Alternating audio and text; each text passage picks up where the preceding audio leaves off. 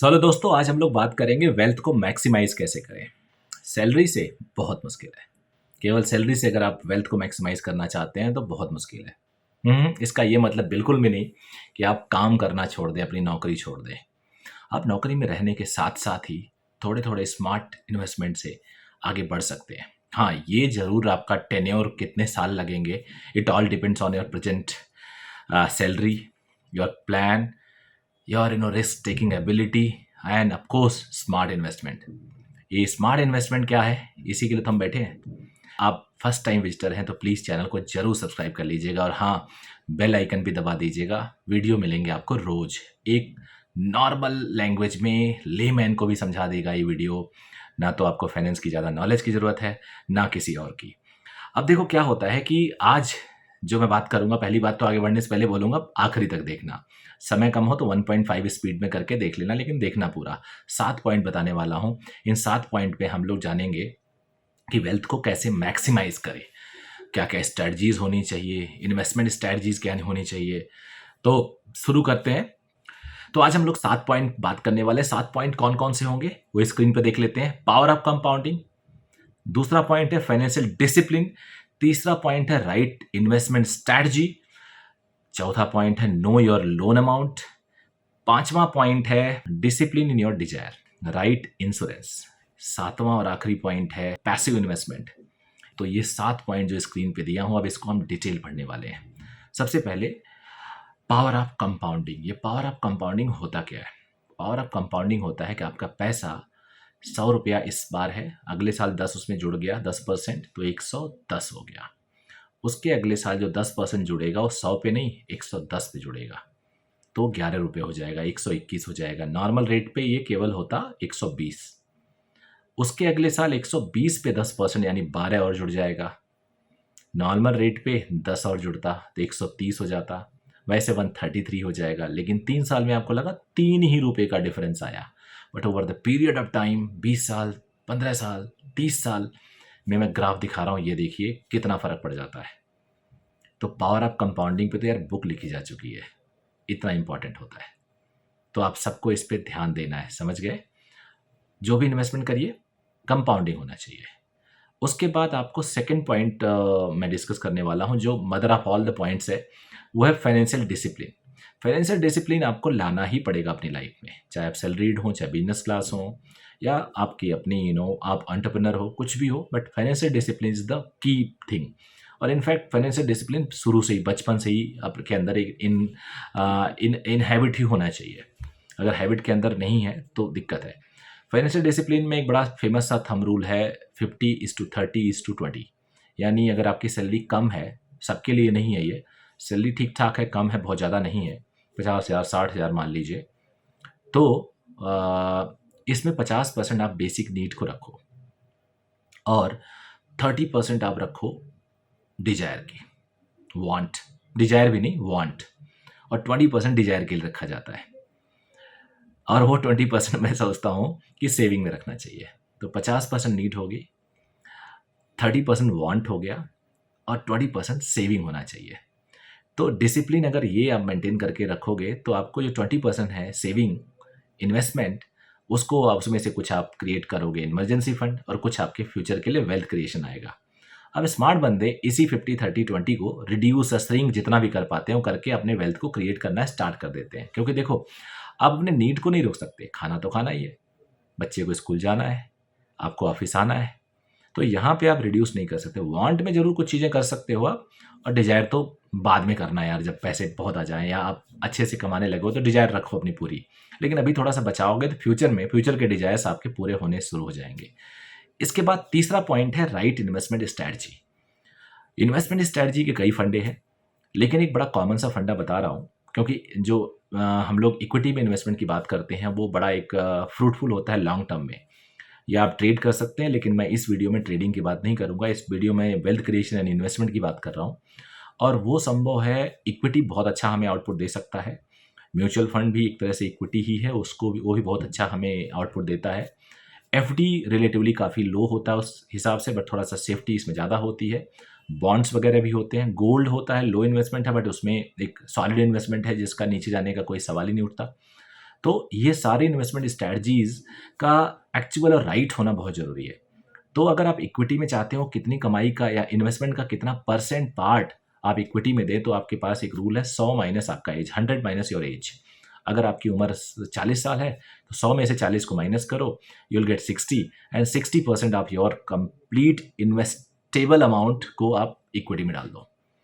यानी 60% आप इक्विटी में डाल दो। इक्विटी में डालने के लिए बहुत सारे स्ट्रैटेजीज़ के वीडियो बनाया हूँ, वो आप देख लो। Alpha beta analysis, normal analysis कैसे करते हैं उस पर वीडियो बना रखा हूँ, वो देख लीजिए। और रिमेनिंग परसेंट 40% को आप चाहो तो 10% डाल दो एफडी में, 10% गोल्ड में डाल दो, 10 म्यूचुअल फंड में डाल दो और 10 इमरजेंसी फंड के लिए बिल्कुल लिक्विड रखो। और लिक्विड को भी गोल्ड में और म्यूचुअल फंड लिक्विड फंड में डाल सकते हो आप। तो ये उसके लिए अलग वीडियो बनाया हूँ। उसके बाद अगला पॉइंट आता है, जो हमारा फोर्थ पॉइंट है, वो ये है कि know your loan amount. Loan amount क्या होना चाहिए? लोन अमाउंट होना चाहिए 30% से ज़्यादा नहीं। यानी उसका जो लोन अमाउंट का जो ईएमआई है that should not move beyond 30%। 30% से ज़्यादा अगर आपने अपने अर्निंग का ईएमआई रखा तो आप परेशान रहेंगे। कई लोग 70-80% आप ईएमआई उनकी पूरी अर्निंग का होता है। आप उनसे बात करिए वो कितना परेशान रहते हैं। तो प्लीज़ आप अपने पूरी ईएमआई का 30% से ज़्यादा मत बढ़ाइए। अगर है तो प्लीज़ उसको रिड्यूस करने की कोशिश करिए। आपके जितने भी वांट्स हैं या डिज़ायर हैं, गाड़ी हो गई, घर हो गया, उनको कोशिश करिए 30% तक में आ जाए। अब जो गाड़ी होता है ना, वो गाड़ी की अगर हम बात करते हैं कि आपके पास कितनी महंगी गाड़ी होनी चाहिए, उसका ईएमआई कितना होना चाहिए, तो याद रखो आपके 10 महीने की सैलरी जितनी आती है ना, उससे ज़्यादा गाड़ी नहीं होनी चाहिए महंगी। 10 महीने की सैलरी 50,000 है तो 5 लाख तक की, 30,000 है तो 3 लाख तक की गाड़ी खरीदिए। ये महंगा से महंगा बता रहा हूँ। और लोन को 4 साल के अंदर कंप्लीट करिए। इस पर एक वीडियो बनाने वाला हूँ मैं कि लोन अमाउंट कितना होना चाहिए आइडियली और कैसे आप उसको रिड्यूस करो, ये पूरा एक्सेल के साथ समझाऊंगा। 5वां पॉइंट है मेरा, डिसिप्लिन इन योर डिजायर। अपने डिजायर को कंट्रोल करिए। यहाँ पे अगर आप कंट्रोल कर गए तो ये लोन अपने आप मैनेज हो जाएगा। कई लोग अपने डिजायर को, अपने वांट को कंट्रोल नहीं कर पाते, तो ये आपको कंट्रोल करना पड़ेगा। अगर आप बहुत इम्पल्सिव बाइंग का मन कर रहा है, खरीदने का तुरंत मन कर रहा है, तो आप कुछ दिन के लिए टाल दो, 20 दिन के लिए टाल दो, फिर देखना वो डिजायर थोड़ा कम हो जाएगा, या 1 महीने के लिए टाल दो। ये सबसे अच्छी बात होती है। कभी भी कोई अगर मन करे खरीदने का, आपको लगता है खरीदना चाहिए, तो अपने डिसीजन को कुछ दिन के लिए टाल दो। आप देखना आप आराम से शायद उस डिसीजन को हमेशा के लिए टाल दें। कोई भी चीज़ अगर आपको बहुत एक्सपेंसिव खरीदने का मन है तो सोचो क्या मैं 2 बार इसको खरीद सकता हूँ? अगर आंसर नहीं आता है तो मत खरीदो यार, अभी कोई ज़रूरत नहीं है। 6वां पॉइंट आता है राइट इंश्योरेंस। इंश्योरेंस पे पूरी एक वीडियो बन सकती है, बनाऊंगा भी। लेकिन आपकी इंश्योरेंस का अमाउंट कितना हो या कितने अमाउंट का आपको इंश्योरेंस लेना चाहिए, ये बहुत ज़रूरी है जानना। हेल्थ इंश्योरेंस, लाइफ इंश्योरेंस दोनों ज़रूरी है, क्योंकि आपको नहीं पता कि कई बार अनफोर्सिन कंडीशंस ऐसी लाइफ में आ जाती हैं जहाँ पे आप पूरा ड्रेन आउट हो सकते हो, आपका एक पैसा नहीं बचेगा। और हो सकता है अगर ऐसे केस में भगवान ना करे कि बंदा अगर ना रहे, चल बसे, तो उसका परिवार एकदम खाली हो जाएगा और उन लोगों को सज़ा मिलेगी जिसके लिए वो एलिजिबल नहीं थे, बिना किए कि उनको सज़ा मिल जाएगी। तो इसलिए राइट लोन अमाउंट आप कैसे सोच सकते हो? आप अपने अर्निंग का कुछ भी एक अमाउंट, जैसे आप अर्न कर रहे हो, मान लो कि आप घर में ओनली अर्निंग मेंबर हो और पूरा परिवार, 4 लोग का परिवार, 5 लोग का परिवार आप पे डिपेंडेंट है, तो आप उनके कम से कम 10 साल का खर्चा, जितना आप 10 साल में कमाते हैं, उस 10 साल के बराबर का आपका लोन अमाउंट होना चाहिए। आप 1 साल में अगर मान लो 10 लाख कमाते हो तो 1 करोड़ का लोन होना चाहिए। आप 1 साल में 20 लाख कमाते हो, 2 करोड़ का इंश्योरेंस होना चाहिए। आप अगर इस तरह से 10 ईयर्स तक का जो आपकी अर्निंग है उसका इंश्योरेंस होना चाहिए। और बेस्ट इंश्योरेंस होता है टर्म इंश्योरेंस। गाड़ियों का भी तो टर्म इंश्योरेंस ही होता है। गाड़ी में तो ये थोड़े हमें पैसा वापस मिलता है, हम गाड़ियों का इंश्योरेंस कर लेते हैं, खुद का नहीं करते हैं। और खुद का करते हैं तो मनी बैक वगैरह लेते हैं, वो सब बकवास है।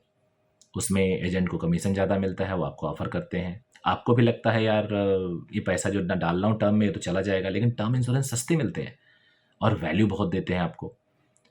और आप इंश्योरेंस इसलिए तो ले रहे हो कि आप अगर बाई द वे नहीं रहे तो आपके परिवार को सिक्योरिटी मिले। तो term insurance is the best one. और हेल्थ इंश्योरेंस आप 5 lakh, 2 lakh, 3 lakh depending on your situation, उसके हिसाब से आइडियली 5 लाख तो होना ही चाहिए सबका। इससे ऊपर जितना भी आप चाहो तो ले सकते हो। तो ये रहा इंश्योरेंस। उसके बाद अगर हम बात करते हैं अगले पॉइंट का, जो है प्रैक्टिकल पैसिव इन्वेस्टमेंट। ये जो पैसिव इन्वेस्टमेंट होता है, कुछ ऐसे इन्वेस्टमेंट होते हैं जहाँ आप एक्टिवली पार्टिसिपेट नहीं कर सकते। तो प्रैक्टिकल पैसिव इन्वेस्टमेंट में कई चीज़ें आती हैं, जैसे आपका घर हो गया, घर का इन्वेस्टमेंट कर लिया आपने, प्रॉपर्टी में इन्वेस्टमेंट कर ली, वो पैसिव इन्वेस्टमेंट है। गोल्ड में इन्वेस्टमेंट करके छोड़ दी, पैसिव इन्वेस्टमेंट है। आपने इक्विटी में इन्वेस्टमेंट कर दी, बढ़िया कंपनी में लगा दी, पैसा ग्रो कर रहा, करेगा ही करेगा लॉन्ग टर्म में। यार कंपनी आपने अच्छी चूज़ कर ली जो कई सालों से लगातार प्रॉफिट दे रही है, उसका वेल्थ ज़बरदस्त है, उसके पास फंड बहुत है और उसका मैनेजमेंट तगड़ा है, ईयर आफ्टर ईयर वो प्रॉफिट दे रही है लोगों को, 20 साल से दे रही, तो आगे भी आप एक्सपेक्ट कर सकते हो अगले 20 साल में प्रॉफिट देगी। तो ऐसे में आप अपने इन्वेस्टमेंट को प्रैक्टिकली अलाइव कर सकते हो, मतलब उस इन्वेस्टमेंट को आप ज़्यादा ग्रो करा सकते हो पैसिवली, आपको बहुत ज़्यादा उसमें दिमाग नहीं लगाना पड़ेगा। तो आई होप ये मेरा एक ओवरऑल वीडियो था।